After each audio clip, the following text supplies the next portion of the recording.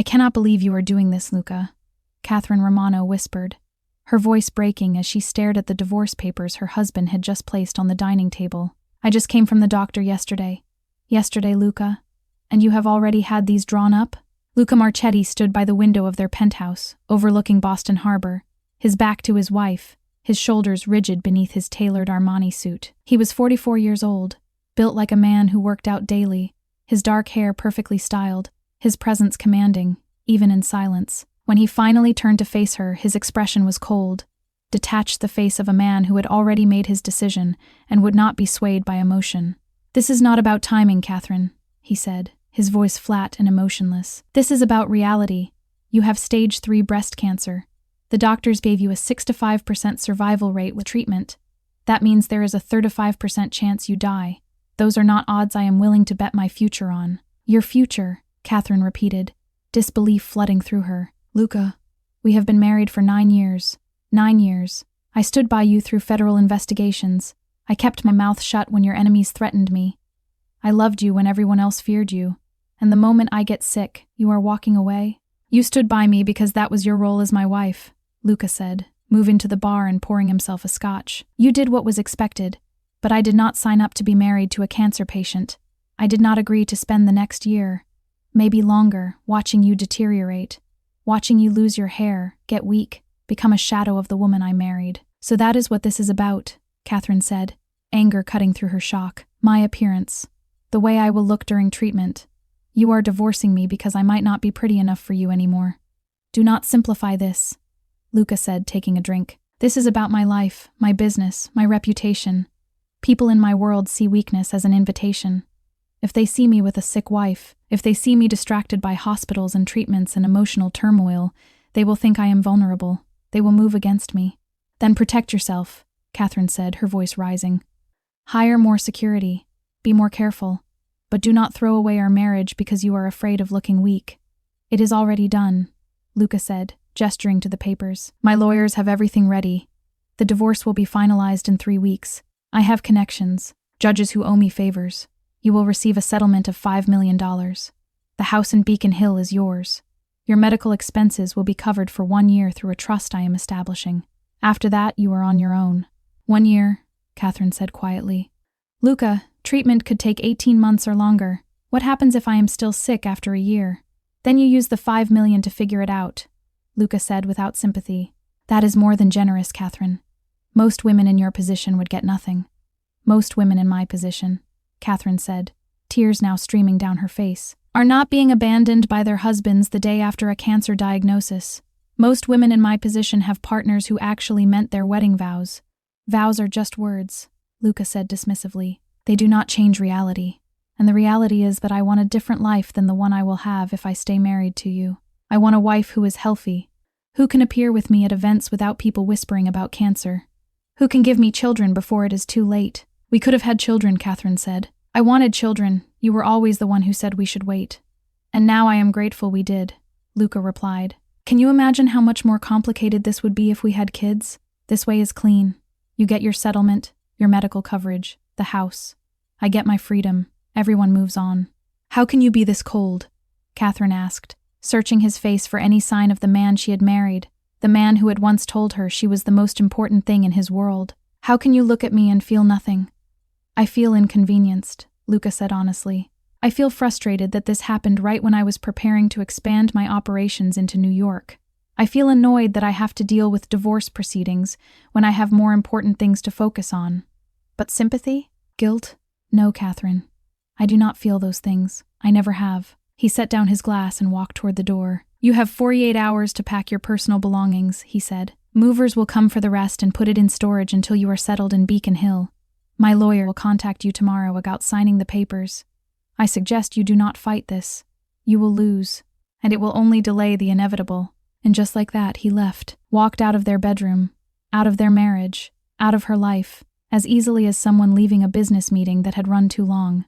Catherine heard the front door close, heard his car start in the garage below, heard the engine fade into the distance, and then there was only silence, broken by the sound of her own Kringa sound so raw and desperate it did not even sound human. What you are about to hear is going to shock you. Stay with me, because the final twist is something nobody could have predicted.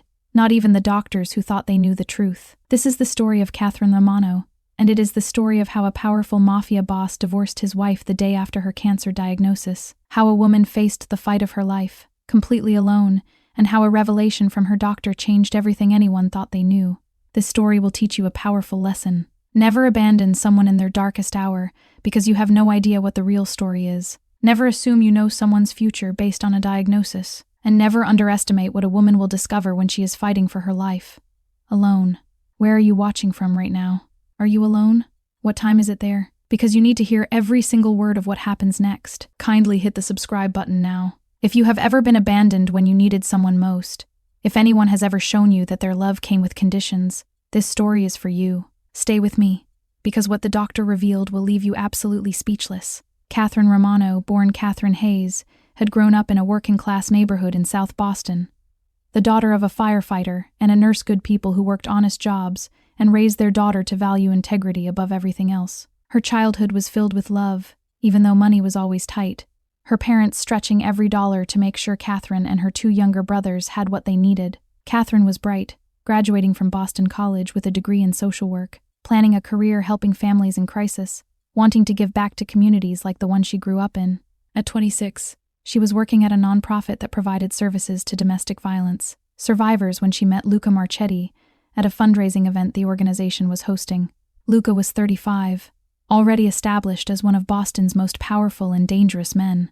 Officially, he owned a chain of high-end restaurants and real estate development companies. Unofficially, everyone knew the Marchetti family had deep roots in organized crime, connections that went back 3 generations to Sicily. Luca was magnetic, commanding, the kind of man who walked into a room and immediately became its center of gravity. He approached Catherine at the fundraiser, introduced himself, made a substantial donation to her organization. Then he asked her to dinner. Catherine refused at first, knowing who he was, understanding the danger. But Luca was persistent, charming when he chose to be, and he wore down her resistance over weeks of flowers delivered to her office, handwritten notes that were surprisingly thoughtful, phone calls where he actually listened when she talked about her work. Their courtship lasted 8 months before Luca proposed, presenting her with a ring that cost more than Catherine's annual salary, asking her to marry him in front of both their families at a restaurant he had rented out for the evening. Catherine's parents were terrified, begged her to reconsider, warned her that men like Luca Marchetti did not change. But Catherine was in love, convinced that Luca's feelings for her were genuine, that she was special enough to be the exception to everything people said about him. They were married in a lavish ceremony at a historic church in the North End. 400 guests watching them exchange vows, Catherine in a custom Vera Wang gown, Luca in a suit flown in from Milan. The reception was at a luxury hotel, champagne flowing freely, a band that had flown in from New York, everything perfect and expensive and overwhelming. Catherine's parents attended but looked uncomfortable the entire time, surrounded by Luca's associates who radiated danger despite their expensive clothes and polite manners. The first 8 years of marriage were complicated but manageable. Luca was controlling, demanding complete loyalty, requiring Catherine to quit her job because he wanted her available whenever he needed her. He was possessive, not liking when other men looked at her, making his displeasure known in ways that bordered on threatening, but he was also protective in his own way, generous with money, and when they were alone, he could show moments of tenderness that made Catherine believe their marriage was built on something real. They tried for children, but Catherine struggled with fertility issues, enduring 2 miscarriages that left her emotionally devastated. Luca became increasingly distant after the second miscarriage, suggesting they stop trying, focus on other things. Catherine agreed reluctantly, heartbroken but trying to be understanding of his disappointment. Then came the day that changed everything. Catherine was in the shower when she felt the lump of hard mass in her right breast that had not been there before. Terror flooded through her immediately. She made an appointment with her doctor, trying not to panic, telling herself it was probably nothing. The mammogram led to an ultrasound, which led to a biopsy, which led to a phone call 3 days later that shattered her world. Mrs. Marchetti, her oncologist, Dr. Jennifer Walsh, said gently over the phone, "I am very sorry to tell you this, but your biopsy results show invasive ductal carcinoma. It is stage 3 breast cancer. We need to schedule an appointment immediately to discuss treatment options." Catherine sat in her kitchen, phone pressed to her ear, unable to breathe, unable to think. She was 35 years old, healthy, took care of herself. This was not supposed to happen. "How bad is it?" she managed to ask. "It is serious but treatable," Dr. Walsh said. "With aggressive chemotherapy, followed by surgery and radiation, The 5-year survival rate is approximately 6 to 5%. I know that sounds frightening, but many women beat this, Mrs. Marchetti. We will fight this together. Catherine made an appointment for the following day, then sat in her kitchen for hours, trying to process what she had just learned. When Luca came home that evening, she told him everything, explaining the diagnosis, the treatment plan, trying to stay calm even though terror was clawing at her chest. She expected him to be shocked, worried, maybe even afraid for her. Instead, Luca went completely still, his face unreadable. Then he walked to his office without a word and closed the door. Catherine sat alone at the dining table for 3 hours, waiting for him to come out, to say something, to show any sign that he cared. His wife had just been told she had cancer. The next morning, divorce papers were delivered to their home by Luca's lawyer. 24 hours after receiving the worst news of her life, Catherine was being discarded like a broken appliance, thrown away because she had become inconvenient, abandoned by the man who had promised to love her in sickness and in health. The divorce was finalized in 3 weeks, expedited through judges who owed Luca favors, pushed through with a speed that felt like violence. Catherine was too shocked, too devastated, too overwhelmed by her diagnosis to fight. She signed the papers Luca's lawyers put in front of her, accepted the $5 million settlement and the house in Beacon Hill, watched her marriage dissolve while her world crumbled around her. 2 weeks after the divorce was final, Catherine started chemotherapy. The treatments were beyond brutal. The nausea was so severe she could barely keep down water. The fatigue was crushing, leaving her unable to get out of bed most days. Her hair fell out in clumps, coming out in her hands every time she touched it, until she finally just shaved her head completely, unable to bear watching herself lose it piece by piece. She went through treatment alone. Her parents were both dead now, her father from a heart attack 3 years ago, her mother from a stroke 6 months later. Her brothers had their own families, their own problems, lived across the country, and could not drop everything to care for a sister going through cancer treatment. Her friends had slowly disappeared during her marriage to Luca, her world shrinking until he was the center of everything. Now he was gone, and she was facing the fight of her life with no support, no partner, no one to hold her hand during infusion appointments or help her to the bathroom when she was too weak to walk on her own. Catherine hired a nurse, a kind woman named Patricia, who came 3 days a week to check on her, help with basic tasks, make sure she was taking her medications. But Patricia was an employee, not family, not a friend. The rest of the time, Catherine was alone in the Beacon Hill house Luca had given her, a beautiful prison where she suffered in isolation. 6 months into treatment, Catherine was unrecognizable from the woman she used to be. She had lost 50 pounds, her body skeletal, her skin gray and papery. The chemotherapy had destroyed the cancer, but it had also destroyed her, leaving her so weak she could barely make it from her bedroom to the bathroom without having to rest. The dark circles under her eyes were permanent, carved into her face like scars. She looked like she was dying, felt like she was dying. Some days wished she was dying, because the pain and exhaustion were beyond enduring. Her medical bills were astronomical despite Luca's trust fund. The coverage was good, but it did not cover everything. Did not cover all the medications she needed, the follow-up scans, the additional treatments her doctors recommended. Catherine watched her settlement money drain away at a terrifying rate, watched $5 million evaporate as medical expenses piled up faster than she could track them. She tried to contact Luca once, 6 months after their divorce, when the trust fund coverage was about to run out, and she had medical bills she could not pay. She called his office, left messages, finally got through to his assistant, who informed her coldly that Mr. Marchetti had fulfilled all his legal obligations and would not be extending any additional financial support. Catherine was on her own. 8 months after her diagnosis, Catherine was broke, alone, and barely surviving in the house that was supposed to be her consolation prize. The cancer was in remission according to her latest scans, but she was so damaged from treatment that she could not imagine ever being healthy again. She had no money left for the follow-up care she needed, no way to pay for medications that were keeping her alive, no resources to continue fighting. She was sitting in her kitchen one morning, staring at a pile of medical bills she could not pay, when her phone rang. It was Dr. Walsh. "Mrs. Marchetti," the doctor said, her voice strange, careful. "I need you to come to my office today, if possible. There is something we need to discuss about your case. Something important." More bad news, Catherine thought. The cancer was probably back. Or maybe her kidneys were failing from the chemo, or her heart was damaged. There was always more bad news. "Can you tell me over the phone?" she asked, too exhausted to make the trip to the medical center. "No," Dr. Walsh said firmly. "This needs to be discussed in person. Please, Mrs. Marchetti. It is urgent that we talk as soon as possible." Catherine dragged herself to the medical center that afternoon. taking an Uber because she was too weak to drive, wrapped in clothes that hung on her skeletal frame.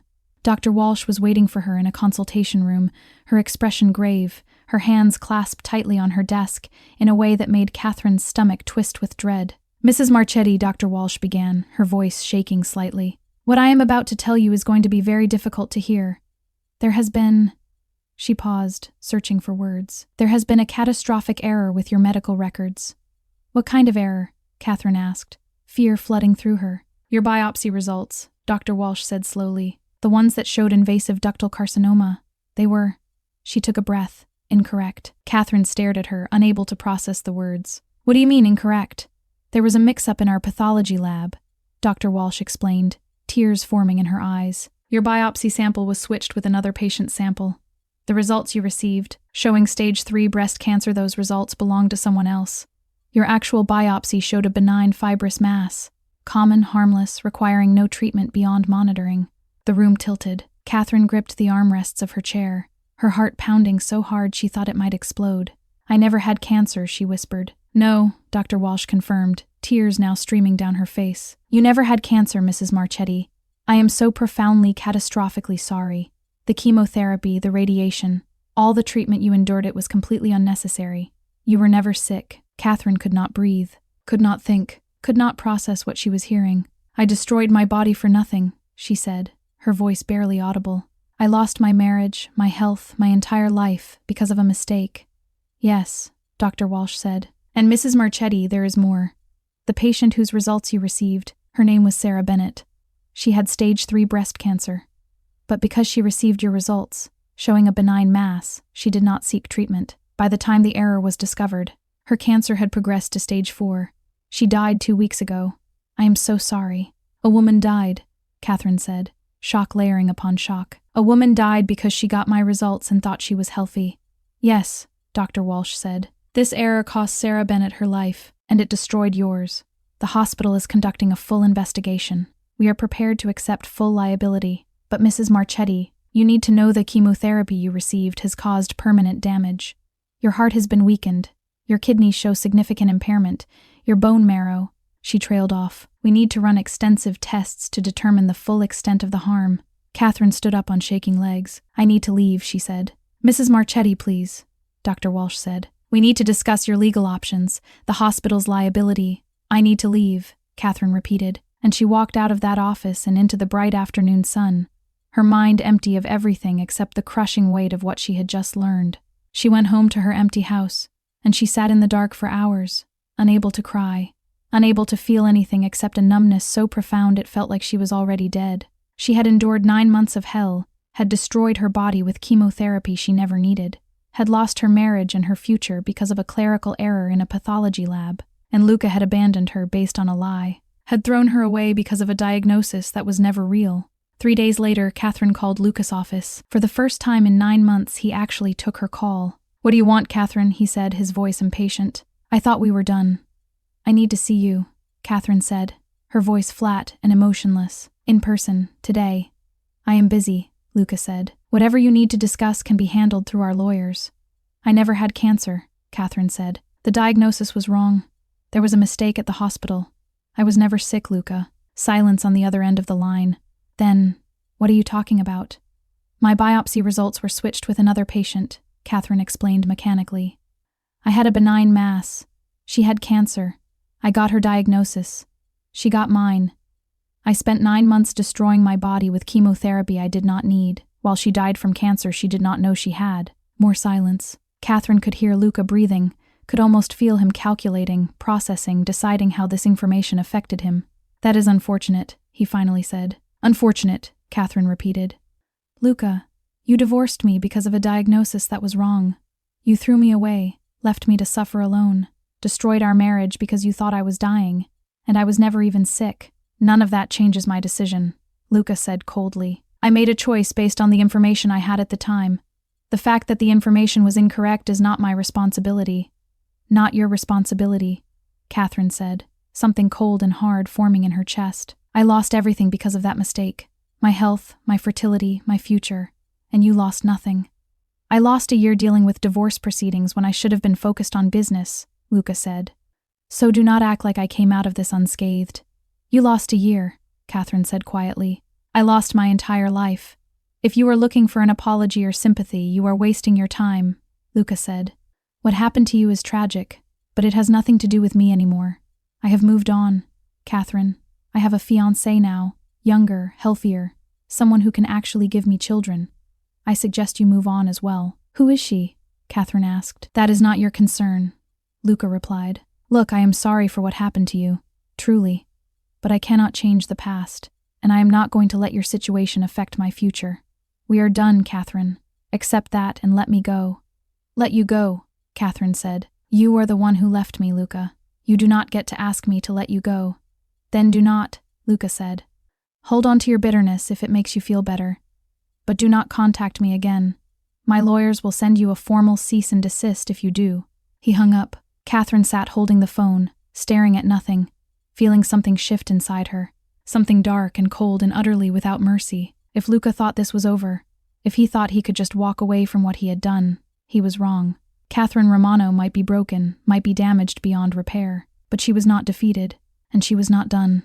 The lawsuit against the hospital took 18 months. The case was straightforward, the negligence undeniable. A pathology lab technician named Marcus Webb had deliberately switched samples, though his motivation remained unclear. The hospital settled for $25 million, admitting full liability, implementing new safety protocols, firing everyone involved in the error. Catherine used some of the settlement money for ongoing medical treatment. The chemotherapy had caused permanent damage that would require monitoring and medication for the rest of her life. She would never have children. The treatment had destroyed her fertility completely. She would never be fully healthy again. The damage too extensive, too profound. But Catherine also used the money for something else. She hired investigators, lawyers, forensic accountants. She started asking questions about Luca, about his finances, about the exact timing of their divorce, and she discovered something that changed everything. 6 months before her diagnosis, Luca had taken out life insurance policies on Catherine, multiple policies with different companies, totaling $15 million. The policies all had a specific clause. They would pay out in the event of Catherine's death from terminal illness within 3 years of diagnosis. Catherine stared at the insurance documents her investigator had uncovered, her mind processing the implications. Luca had insured her life for $15 million. 6 months before she was diagnosed with cancer. If she had died from the cancer she never actually had, died from the unnecessary treatment, Luca would have collected $15 million. She dug deeper. She found bank records showing Luca had paid Marcus Webb, the pathology technician who switched the samples, $250,000, 3 days before Catherine's biopsy results came back. She found emails between Luca and Marcus discussing the project and ensuring it would be untraceable. She found evidence of an affair between Luca and a woman named Valentina Ross that had been going on for 2 years before Catherine's diagnosis. The picture became horrifyingly clear. Luca had paid Marcus Webb to give Catherine a false cancer diagnosis. He had hoped the unnecessary chemotherapy would kill her so he could collect the life insurance money and marry his mistress. When Catherine survived longer than expected, Luca divorced her to distance himself from the crime, leaving her alone to suffer and hopefully die before anyone discovered the truth. Luca had not just abandoned his sick wife, he had tried to murder her, had deliberately destroyed her body, her health, her life, for $15 million in insurance money. Catherine sat in her house, surrounded by the evidence of her husband's attempted murder, and she felt something she had not felt in a long time. Not sadness, not grief, not even anger, just cold, calculating determination. Luca Marchetti thought he was untouchable, thought his power and connections made him invincible, thought he could literally get away with murder. He was about to learn how wrong he was. Catherine went to the FBI with everything she had uncovered: bank records, emails, insurance policies, testimony from hospital employees about Marcus Webb's suspicious behavior. The evidence was overwhelming, undeniable, devastating. The FBI opened an investigation immediately. Within 6 months, they had built a case against Luca Marchetti for conspiracy to commit murder, insurance fraud, and a dozen other charges. Marcus Webb, facing life in prison, took a plea deal and testified against Luca, explaining in detail how Luca had paid him to switch Catherine's biopsy results with cancer results from another patient, how the plan was for Catherine to die from unnecessary treatment so Luca could collect insurance money and marry his mistress. Luca was arrested at his wedding to Valentina Ross. Federal agents walked into the ceremony at a luxury hotel, handcuffed him in front of 300 guests, and led him away while his bride screamed and his associates watched in shock. The images were on every news channel within hours. Powerful Boston mobster arrested for trying to murder his wife with a fake cancer diagnosis. The trial lasted 6 weeks. Catherine testified for 3 days, describing in devastating detail what she had endured, how Luca had abandoned her, how the unnecessary treatment had destroyed her body, how she had discovered his conspiracy. The jury was visibly moved, several members crying as Catherine explained how she would never have children because of chemotherapy she never needed, how her heart and kidneys were permanently damaged, how at 37 years old, she had the body of a woman twice her age. Luca's lawyers argued he was being framed, that the evidence was circumstantial, that someone was trying to destroy him. But Marcus Webb's testimony was too specific, too detailed. The bank transfers were too obvious, the timing of the insurance policies too suspicious. After 2 days of deliberation, the jury found Luca Marchetti guilty on all counts. He was sentenced to 40 years in federal prison, with no possibility of parole. At the sentencing hearing, Catherine was given the opportunity to address the court. She stood slowly, still weak, still bearing the physical scars of what Luca had done to her. She looked at him sitting at the defense table, his expensive suit replaced with prison orange, his arrogance finally cracked, fear showing in his eyes for the first time. "You gave me a death sentence," Catherine said, her voice steady and clear. "You paid someone to tell me I had cancer, hoping the treatment would kill me so you could collect life insurance and marry your mistress. When I did not die fast enough, you divorced me and left me alone to suffer. You destroyed my body, my fertility, my future. You made me believe I was dying when I was healthy. You murdered the woman I used to be, and you did it all for money." She paused, letting her words settle over the silent courtroom. "But you failed, Luca. I am still alive. Broken, damaged beyond repair, but alive. And you are going to spend the rest of your life in a cage, thinking about what you did. Thinking about the woman you tried to murder. Thinking about the empire you lost because of your greed. You will die in prison, Luca, alone, forgotten. While I will live every day knowing I destroyed the man who tried to destroy me." Luca said nothing. He was led away in chains, his face finally showing the fear and desperation Catherine had felt for 9 months while she suffered alone. While she thought she was dying, while the man who promised to love her was actually trying to kill her. Catherine walked out of that courtroom and into the rest of her life, knowing that justice had been served, but understanding that justice could not heal what had been broken. She was 37 years old, with permanent damage that would never fully heal, unable to have the children she had dreamed of, living with pain and limitations that would last the rest of her life. But she was alive, and Luca Marchetti, the man who had tried to murder her for insurance money, would die in prison. That had to be enough. 5 years after Luca's conviction, Catherine stood in the office of the nonprofit she had founded, an organization that helped women escape abusive relationships and supported cancer patients through treatment. The walls were covered with photos of women the organization had helped, success stories that proved healing was possible, even when it felt impossible. Catherine's body would never fully recover from the unnecessary treatment. She still needed medication daily. She still had appointments with cardiologists and nephrologists to monitor the damage. She still looked older than her 42 years. Her hair that had grown back was thin and gray, her face marked by what she had endured. But she had built something from the ashes of what Luca destroyed. She had taken the settlement money and the insurance payout and created something that mattered, something that helped people, something that gave meaning to her suffering. Her phone rang. It was her lawyer. "Mrs. Marchetti," he said. "I wanted to inform you that Luca Marchetti died this morning. Heart attack in prison. He was 49 years old." Catherine felt nothing. No satisfaction. No grief. Just a distant acknowledgement that the man who tried to kill her was finally gone. "Thank you for letting me know," she said. She hung up and looked out her office window at the Boston skyline, at the city where she had suffered and survived, and built a new life from nothing.